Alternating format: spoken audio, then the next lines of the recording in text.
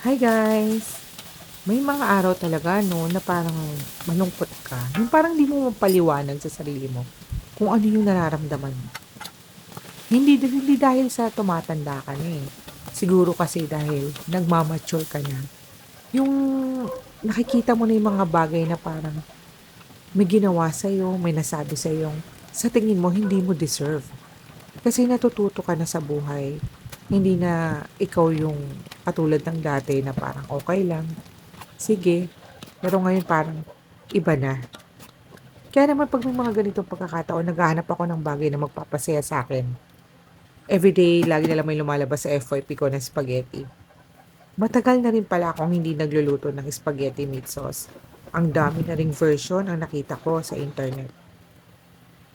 Naalala ko nung bata ako mahilig akong manood sa asawa ng tito ko na nagluluto siya ng spaghetti. Dun ko natutunan kung paano magluto ng spaghetti. Masarap ako magluto ng spaghetti, hindi ko naman 'yan pinagyayabang, pero masarap talaga ako magluto ng spaghetti. Pero habang tumatagal nag-iiba na yung lasa, ang panlasa ko sa spaghetti. Parang may hinahanap na siya na hindi ko talaga makita sa mga spaghetting natitikman ko. Meat sauce ha, tapos pero mahilig ako sa spaghetti kasi kahit yung spaghetti sa karinderya, kahit maputla yan, kahit ketchup lang yan, kakainin ko yan at maa-appreciate ko yan. Dahil naman, mga ate, mahirap naman magluto talaga ng spaghetti. Pero ayun nga, nung tinitikman ko yun isa-isa, parang bakit hindi na masarap? Although masarap naman talaga yung pagkakaluto, pero parang hindi yun yung hinahanap ko. May iba akong hinahanap na lasa. Hanggang sa nakatikim na ako ng iba't ibang uri ng pasta, nagkaroon ako ng favorite, nahilig na ako sa maasim na pasta ngayon. Habang lumalaki ako, habang tumatanda ako, nag-iiba na rin ang panlasa ko pagdating sa pasta.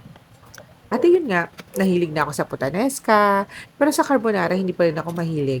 Hindi ako mahilig sa mga white sauce. Mas gusto ko yung mga tomato-based na sauce. Tapos, one time, nakakita ko ng isang version, kasi kahit ako mismo kahit luto ko ng meat sauce recently, di ako nasasarapan. Pero sila naman, yung mga pinapakain ko ng spaghetti ko, nasasarapan sila sa meat sauce ko. Pero madalang ako magluto kasi nga hindi na ako nasasarapan. Pero kapag mga puttanesca, yung mga gano'n na pasta, masarap pa rin talaga ako magluto nun. Pero yun nga, ako lang ang nag-e-enjoy kasi ako lang yung mahilig do'n. Mga kapatid ko, hindi sila masyadong mahilig sa luto ko na gano'n kasi gusto nila meat sauce. So ito, sinubukan ko na nga. Sinubukan ko na yung nakikita ko sa Facebook, sa FYP ko. Ayan, meron silang mga dinadagdag na pineapple juice, meron silang dinadagdag na may dinadagdag silang mga anong tawag dun, yung, cheese powder. Yun yung dalawang bagay na dinagdag ko ngayon sa recipe. At nagdagdag din pala ako ng vinegar. Sabi daw kasi nila vinegar para daw hindi agad mapapanis.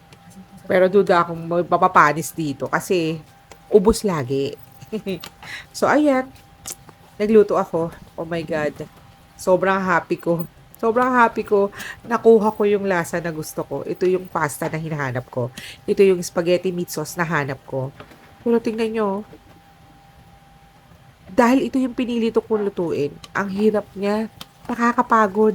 Ilang beses akong huminto para lang haluin siya kasi nangalay na talaga yung braso ko sa paghalo.